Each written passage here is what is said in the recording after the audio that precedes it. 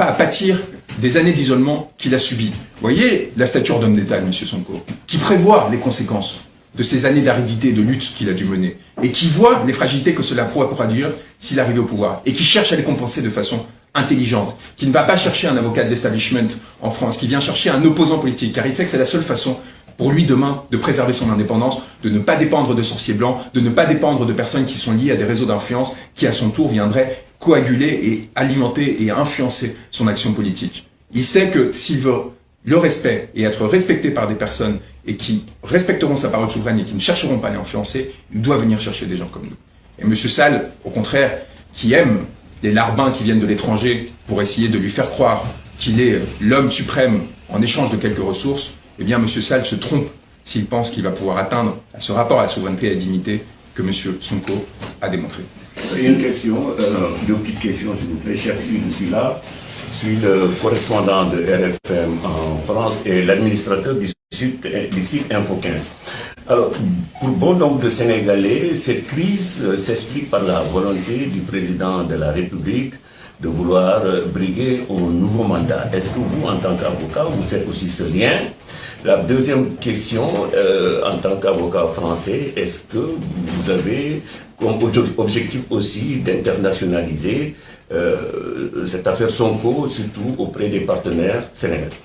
Sur le premier point, que ce soit M. Sall ou un homme lige, parce qu'il y a toujours cette possibilité pour M. Sall, c'est-à-dire de faire naître une candidature dans les prochains mois s'il voit que la pression de l'Élysée est trop importante, puisque visiblement c'est la seule chose qui l'influence, c'est la seule chose qui permette d'un coup de relâcher la pression au niveau judiciaire sur un opposant, ou au contraire de la renforcer, même si on voit bien qu'il y a des factions au sein du pouvoir. On voit bien que l'appel du parquet montre que la capacité de M. Sall à contrôler son pouvoir commence à s'effondrer, en tout cas à se fragiliser. On voit bien aussi, avec des communiqués comme celui-ci, que le niveau général de l'espace politique contrôlé par M. Sall commence à faiblir.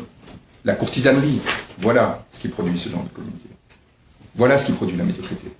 Lorsque votre assise politique se réduit, eh bien la qualité de ceux qui s'approchent de vous, elle aussi. Et l'on se retrouve avec des gens qui ne sont fidèles à vous que parce qu'ils n'auraient jamais pu espérer avoir ces fonctions, si ce n'est par une forme de loyauté absolue, dont dépendent les pouvoirs qui sont fragiles.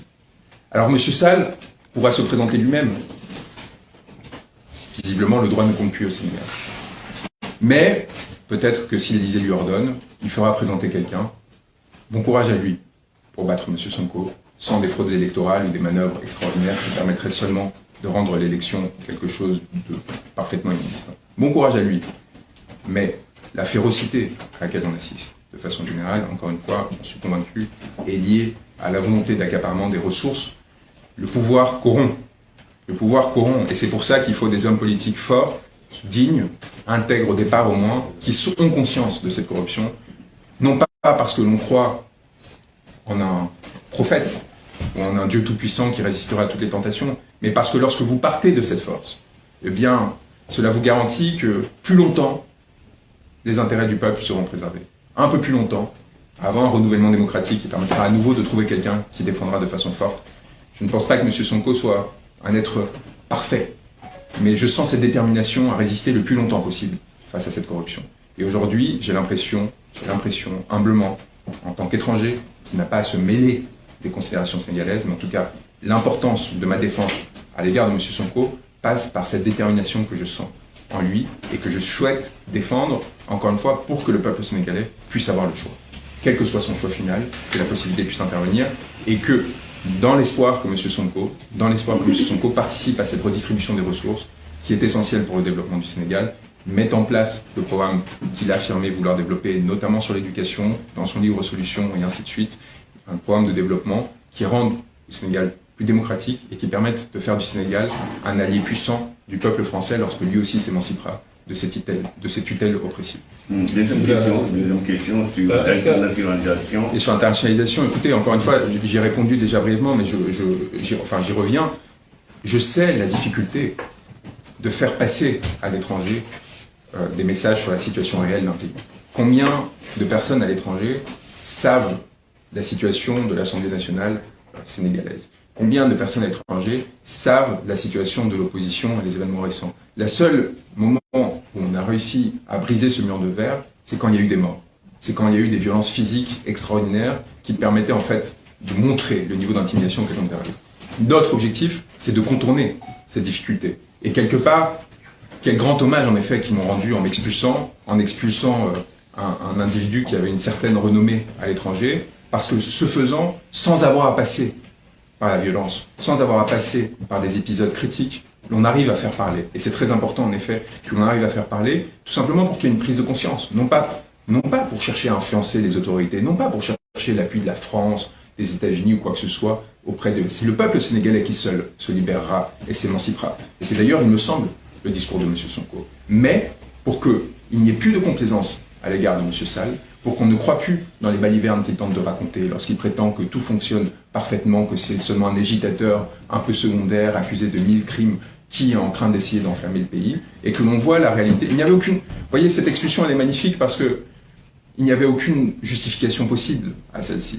On voit bien, de façon assez pitoyable, ce qu'on a essayé de construire pour, a posteriori, quand ils ont vu, en fait, que ça faisait scandale. C'est seulement dans un second temps qu'ils ont essayé d'expliquer. Ils pensaient pouvoir enterrer la chose discrètement, ils se sont trompés. Donc, cet événement, il est important en cela, en ce qu'il sert de révélateur, en ce qu'il n'y a pas d'excuse possible, il n'y a pas de provocation, il n'y a pas de violence préalable, il n'y a rien qui, en fait, permette de justifier pour M.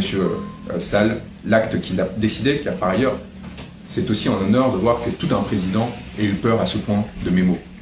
Vous voyez, ça dit quelque chose, peut-être de notre force, et peut-être aussi de sa fragilité. Sur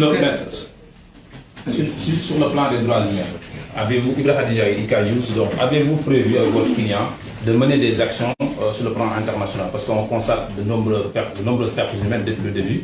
Aussi, par rapport à la situation dans les prisons sénégalaises, où c'est évident que de nombreuses personnes qui y reviennent racontent qu'il y a des fois dans des cellules, dans des chambres, plus de 100 personnes. Est-ce qu'avec votre client, vous avez prévu de mener des actions au niveau de la justice internationale? Avec mon client, avec mes confrères, Baba Sissé, Cheikh Sheba, qui sont des gens extraordinairement courageux, avec la trentaine d'avocats qui travaillent sur cette affaire, de nombreuses hypothèses sont sur la table.